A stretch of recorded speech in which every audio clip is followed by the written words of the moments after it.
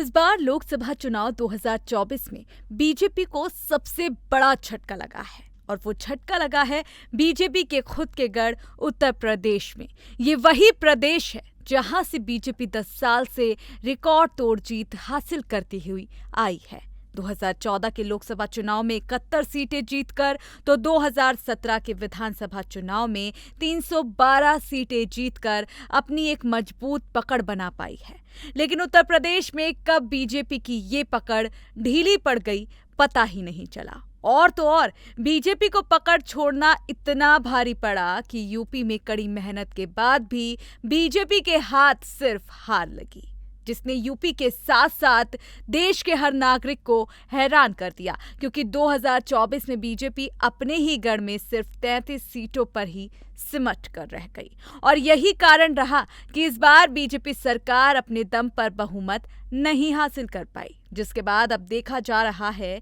कि बीजेपी का सियासी ग्राफ लगातार गिरता जा रहा है। और यही स्थिति रही तो बीजेपी के लिए 2027 के विधानसभा चुनाव मुश्किल भरे साबित हो सकते हैं और बीजेपी की टेंशन को डबल कर सकते हैं। लेकिन अगर कुछ चीजें, कुछ कमियां बीजेपी समय रहते अपने अंदर से खत्म कर देती तो अभी भी समय है। अगर बीजेपी खुद में ये बदलाव कर ले तो अभी पार्टी अपने गढ़ में अपनी पकड़ दोबारा बना पाएगी।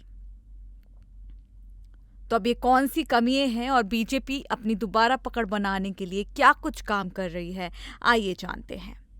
आपको बता दें कि उत्तर प्रदेश के लोकसभा चुनाव नतीजे आने के बाद से बीजेपी की नींद तो उड़ ही गई है, तो पार्टी की टेंशन को कम करने के लिए चुनाव में मिली हार के कारणों को तलाशने के लिए पार्टी अब मेहनत में लग गई है, जिसके चलते आज भारतीय जनता पार्टी के प्रदेश अध्यक्ष भूपेंद्र चौधरी और प्रदेश संगठन मंत्री धर्मपाल सिंह सैनी ने प्रदेश के 60 नेताओं को बुलाया और उन्हें यूपी के लोकसभा क्षेत्र में भेजकर हार की वजह पता करने की कमांड दी,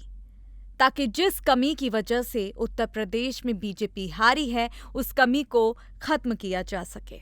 देखिए, इस बार की सीटों के आंकड़ों की बात करें तो इस बार बीजेपी को उत्तर प्रदेश की 80 में से 33 सीटों पर जीत मिली, तो वहीं इनकी सहयोगी पार्टी राष्ट्रीय लोक दल ने 2 सीटें और अपना दल ने 1 सीट जीती। लेकिन इसी बीच बाजी मारी इंडिया गठबंधन ने। जी हां, उत्तर प्रदेश में 43 सीटें जीतने में ये गठबंधन कामयाब रहा, जिसमें 37 सीटें समाजवादी पार्टी ने, 6 सीटें कांग्रेस ने, तो इसी के साथ 1 सीट बतौर निर्दलीय प्रत्याशी चंद्रशेखर आजाद ने जीती और ये सीट यूपी की चर्चित सीटों में से एक रही। वहीं मिली जानकारी के अनुसार मोदी की सरकार से ज्यादा बीजेपी की राज्य सरकारों ने अल्पसंख्यकों को सीधे तौर से निशाना बनाया और खास तौर से यूपी में जहां बुलडोजर एक सरकारी प्रतीक बन गया, नए राम मंदिर वाले प्रदेश में हिंदुत्व की राजनीति को सबसे करारा झटका लगा और जिस सपा पर भाजपा मुस्लिम परस्त होने का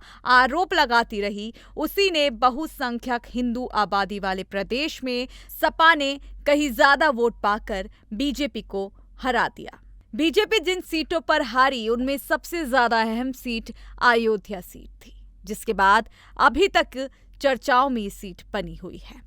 अब सवाल यही, क्या बीजेपी जो पैटर्न की शुरुआत करने जा रही है उत्तर प्रदेश में, क्या ये पैटर्न बीजेपी के लिए फायदेमंद होगा या लोकसभा चुनाव में मिली करारी हार के बाद विधानसभा चुनाव में भी बीजेपी सीट नहीं बढ़ा पाएगी? ये सवाल इस वक्त का सबसे बड़ा सवाल है, जिसका जवाब आप लोगों को कमेंट बॉक्स के जरिए देना होगा कि आपके हिसाब से बीजेपी सरकार में क्या कमी रह गई जहां यूपी की जनता ने इस बार बीजेपी को नहीं चुना।